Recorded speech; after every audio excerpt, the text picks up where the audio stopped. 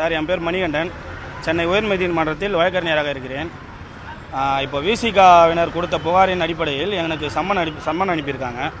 அந்த புகார் மூலமாக எனக்கும் அந்த ராஜீவ்காந்தின்றவருக்கும் சம்மன் அனுப்பிச்சாங்க. அதன் அடிப்படையில் நாங்கள் இந்த ஸ்டேஷனுக்கு வந்திருக்கோம். என்ன விசாரணை பண்ணாங்கன்னா, அன்றைக்கி என்ன நடந்ததுன்றதுனால என்ன மோட்டிவாக எதான்னு சொல்லிட்டு அந்த மாதிரி சொல்லி கேட்டிருந்தாங்க. அதை பற்றி விசாரணை நடக்குது. அது கோர்ட்டில் அந்த கேஸ் நடக்குது. அதனால் கோர்ட்டில் நாங்கள் சொல்லிக்கிறோன்ற மாதிரி சொல்லிட்டு வந்துட்டோம். 7ஆம் தேதி என்ன நடந்தது? விசிகாவினரோட தலைவரோட வண்டி வந்தது. அந்த டைமில் அண்ணன் என்னுடைய சீனியர் தான் ராஜீவ்காந்தி. அவர் வண்டி வந்து வேணும்னே வந்து இடித்தாங்கன்ற மாதிரி அவங்க கம்ப்ளைண்ட் கொடுத்தாங்க. ஆனால் அது முழுக்க போய். ஏன்னா என்ன எதுக்காக சொல்கிறேன்னா, ஏன்னா அன்றைக்கி கூட இருந்தது எல்லாமே நான் தான். என் கூட தான் அவர் வந்தார் எல்லாத்துக்குமே.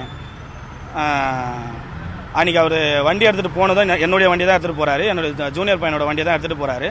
நாங்கள் வந்தது வந்து வேறு ஒரு வேலையாக வந்திருக்கோம். நாங்கள் ஆலந்தூர் கோர்ட்லேருந்து வந்தோம். அன்றைக்கி இந்த ஒரு விஷயம் இங்கே மீட்டிங் நடக்குது, அந்த மாதிரி ஆர்ப்பாட்டம் நடக்குது, எதுவுமே தெரியாது எங்களுக்கு. அந்த ஒரு விஷயமே தெரியாது.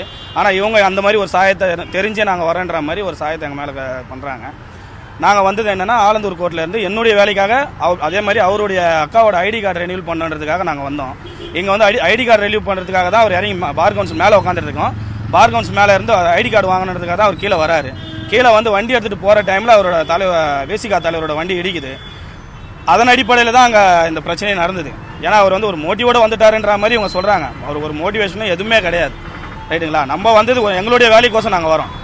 அங்கேருந்து போகிற டைமில் அவங்க வண்டி இடிச்சிட்டு கடைசியில் அவங்களே வந்து நாங்கள் வந்து வேணும்னு இடித்த மாதிரின்னு சொல்லிட்டு அவங்களே போட்டு அடித்து அது பெரிய பிரச்சனையாக்கி பெரிய இஷ்யூ ஆக்கி இப்போ அதை சாதி ரீதியாக வேறு மாதிரி கொண்டு போகிறாங்க.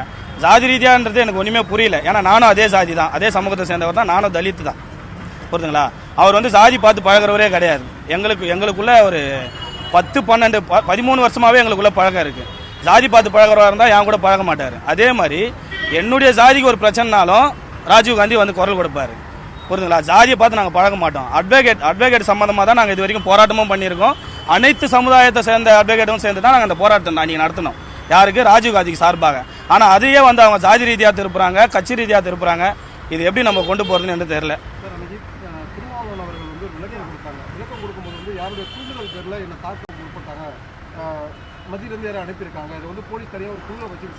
மத்தியில இருந்துனா யாரும் சொல்றாங்க குறிப்பிட்டு? அதான் திருமாவளவன். இல்ல, யார் பேரை மென்ஷன் பண்றாங்க? யார் பேரை மென்ஷன் பண்றாங்கன்னு சொல்ல முடியுமா? இல்ல, பாஜகனா ஜாதி ரீதியாவோ மத ரீதியாவோ எதுவுமே கிடையாது. ஆமா, ஒரு அட்வொகேட்டுக்கு ஒரு பிரச்சனை இல்ல. ஏன்னா ஏன்னா கட்சி ரீதியா பாஜக நீங்க சொல்றத பாத்தீங்கன்னா, பாஜகவோட அவர் உறுப்பினரும் கிடையாது, பாஜக கூட எந்த ஒரு டச்சும் கிடையாது அவருக்கு. புரியுதுங்களா? அப்படி இருக்கும்போது பாஜக சொல்லி எப்படி வந்து சொல்றாங்கன்ற வந்து ஒரு பண்ணாருன்றது அவங்க சொல்றாங்கன்றது எந்த அடிப்படையில் நியாயம்ன்றது எங்களுக்கு தெரியல. வண்டி வந்து என்னுடைய ஜூனியர் அஜித்ன்றது. வண்டியை நான் தான் வாங்கி தரேன், அவருடைய சொந்த பர்பஸுக்கு தான் போய் ஐடி கார்டுக்கு ரெனியூல் பண்ணோம் அப்படின்னு சொல்லி ஐடி கார்டு ரெனியூல் பண்ணோன்னா ஐடி கார்டுக்கு நம்ம செல்லான் கட்டணும், ஒரு அமௌண்ட் கட்டணும். அது வந்து இந்தியன் பேங்க் வெளியே தான் இருக்குது. நம்ம கோர்ட்டுக்கு நம்ம பார் கவுன்சிலுக்கு வெளியில் தான் போகணும். வெளியில் அவ்வளோ தூரம் போகணுமேன்றதுக்காக என்கிட்ட வண்டி கேட்குறாரு. அப்போ நான் என்ன பண்ணுறேன், என் ஜூனியர் பசங்களாண்ட கேட்டு யாருன்னா வண்டி வச்சிருக்கீங்களாடான்னு கேட்டு அவனுங்கிட்ட அந்த வண்டி தான் வாங்கி நான் தான் கொடுக்குறேன் அவர்கிட்ட. ஏன்னா எங்களுடைய வண்டி நாங்கள் ஆலந்தூர் கோர்ட்டில் விட்டுட்டு நாங்கள் மெட்ரோவில் வரோம். அங்கே இருந்து நாங்கள் 2 பேருமே. புரியுதுங்களா? அதனால தான் வண்டி நான் எடுத்து கொடுக்குறேன். அந்த வண்டியில் அடிப்பட்டு அந்த வண்டியும் ஒன்று கேட்டால் விசிகா கட்சி சார்ந்த தம்பி இது தான் அந்த வண்டி. அதே மாதிரி எதுக்காக போகிறாரு? பார் கவுன்சிலோட ஐடி கார்டு அவங்க அக்கா அது வந்து ரெனியூல் பண்ணி ஆகணும். அதுக்காக bar council ID card renewal பண்ணுறதுக்காக செல்லான் வந்து அமௌண்ட் கட்டணும். அந்த அமௌண்ட்டை கட்டணுன்றதுக்காக வெளியே போக வேண்டிய வேலை இருக்குது. அதனால வண்டி வாங்கிட்டு போகிறாரு.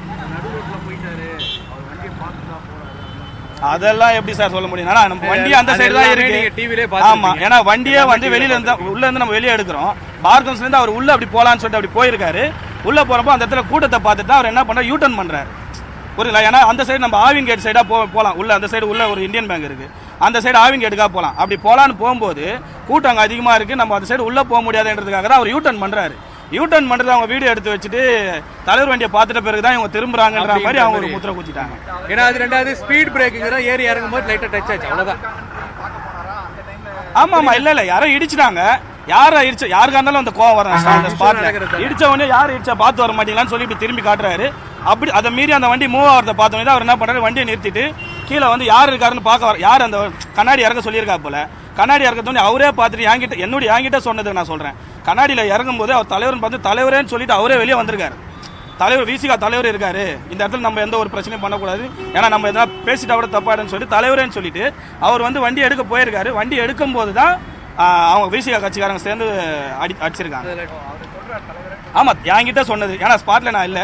பட் ஆனால் மொத்தமாக அந்த ஸ்டேஷனில் அவரை வந்து அங்கேருந்து கூட்டிகிட்டு வந்து ஸ்டேஷனில் ரிமாண்ட் பண்ணுறாங்களா எதுக்கோ கூட்டிகிட்டு வந்துக்கிறாங்கன்னு சொல்லும் போது ஸ்டேஷன்லேருந்து வந்து எல்லாத்தையுமே நான் தான் பார்த்தேன். ஸ்டேஷன்லேருந்து கூட்டு போய் அவருக்கு உடம்பு முடியலன்னு சொன்ன உடனே சுத்தமாக முடியல, மயக்கச்சி உயிராரு. என் முன்னாடி தான் மயக்கச்சி உயிராரு. மயக்கச்சி உயிரோன்னு நான் தான் அவர் ஹாஸ்பிட்டலுக்கே கூட்டு போகிறேன், ஸ்டான்லி ஹாஸ்பிட்டலுக்கு கூட்டு போய் நான் தான் அவரை அட்மிட் பண்ணுறாங்க. பார் கவுன்சிலையும் வந்து அடிச்சாங்க. அது சிசிடிவி ஃபுட்டேஜ் எடுத்துருக்காங்க. அந்த ஃபுட்டேஜை வச்சு பார் கவுன்சில் அவங்க மேலே வழக்கு பதிவு பண்ணுறேன்னு சொல்லியிருக்காங்க. அவங்களும் ஒரு அறிக்கை வச்சிருக்காங்க. அவங்களும் ஒரு குழு ஒன்று அமைச்சு வச்சிருக்காங்க. பேச்சுவார்த்தை அது ஃபுட்டேஜை பார்த்தா தெரிஞ்சிடும் சார், யாருக்கா இருந்தாலும். ஃபுட்டேஜை பார்த்தா பேச்சுவார்த்தை நடத்தினாங்களா இல்லை அடிதடி பண்ணாங்களான்றது அந்த ஃபுட்டேஜில் தெரிஞ்சிடும். யாரு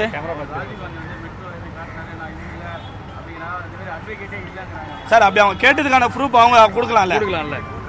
ரைட்டு சார், அந்த ப்ரூஃப் கொடுத்துருக்காங்களா அது நம்ம பார்க்கல சார். பட் ஆனால் மெட்ரோவில் வந்தது உண்மை.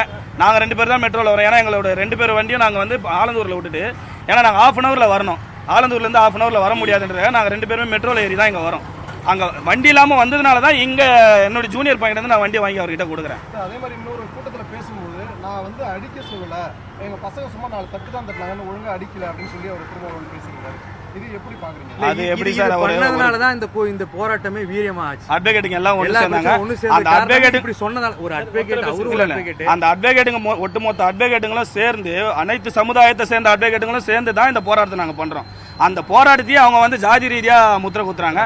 அப்படி பார்த்தா நானும் தலித்து தான், புரியுதுங்களா? நானும் அந்த ஜாதியை சேர்ந்தவன் தான். நானும் அவர் கூட இருக்கிறேன்றதுக்கு காரணம் என்னன்னா, அவர் வந்து ஜாதியை பார்த்து பழகிறவர் கிடையாது.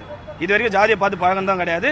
ஜாதிக்காக அவரோட ஜாதி என்னன்றது எங்களுக்கு அப்போதெல்லாம் தெரியாது. இப்போ இந்த பிரச்சனைக்கு அப்புறம் தான் இவரு ஒரு ஜாதி போலது, நம்ம ஒரு ஜாதி போலதுன்ற மாதிரி எங்களுக்குள்ளேயே ஒரு வேறுபாடு வர மாதிரி இப்போ பண்ணிட்டாங்க. அவங்களே பார்க்குற மாதிரி.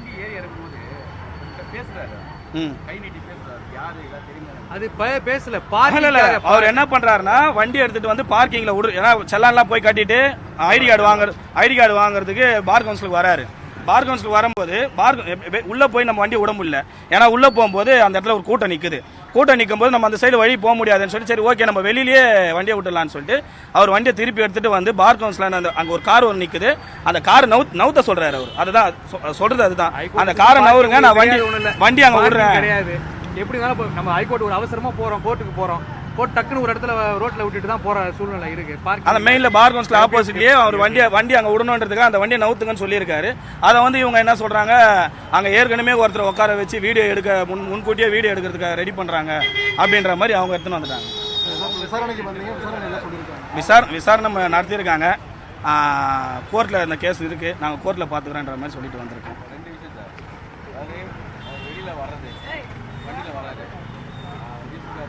கார் வருது, அதை வாட்ச் பண்ணுறாரு, வேணும்னே நடுரோட்டில் போகிறாரு, அது இடிக்கவே இல்லை, இடிக்கிறதுக்கு முன்னாடியே அவர் தாக்க போகிறாரு. இந்த மாதிரி குற்றச்சாட்டுகள் வந்து மியூசிக்காக வச்சுருக்காங்க. வீடியோ ஒன்று அவங்க சார், அது பின்னாடி இருந்து நீங்கள் அவங்க கட்சிக்காரங்க வண்டியிலேருந்து டேஷ்போர்ட்லேருந்து எடுத்த வண்டி ஃபுட்டேஜ் தான் அது. பேக் சைட்லேருந்து இருந்தது. ஃப்ரண்ட் சைடில் இருந்து நீங்கள் ஃபஸ்ட்டு மீடியாலாம் விட்டாங்க. ஃப்ரண்ட் சைடில் இருந்தது. அந்த வீடியோவில் பார்த்தீங்கன்னா வண்டி இடிக்கிறது க்ளீனாக தெரியும், புரியுங்களா? ஃப்ரண்ட் சைட்லேருந்து எடுக்கிற வீடியோ பார்த்தீங்கன்னா வண்டி அடிக்கிறது நல்லாவே தெரியும். அவர் போய் அவரை பார்த்துட்டு வண்டியை திருப்பி வராருன்றது அது வந்து பொய்ன்னு நான் சொல்லுவேன். ஏன்னா அவர் போனது வந்து நம்ம ஆவின் கேட்டு சைடு உள்ளே போகலான்னு சொல்லிட்டு போகிறாரு. அப்படி போகும்போது அங்கே கூட்டத்தை பார்த்துட்டு என்ன அங்கே கூட்டம் இருக்குது, நம்ம அதுக்கு மேலே யாராலையும் உள்ளே போக முடியாது. போக முடியலன்றதுனால தான் அவர் வண்டியை திருப்பிக்கிட்டு மறுபடியும் அந்த சைடு வராது.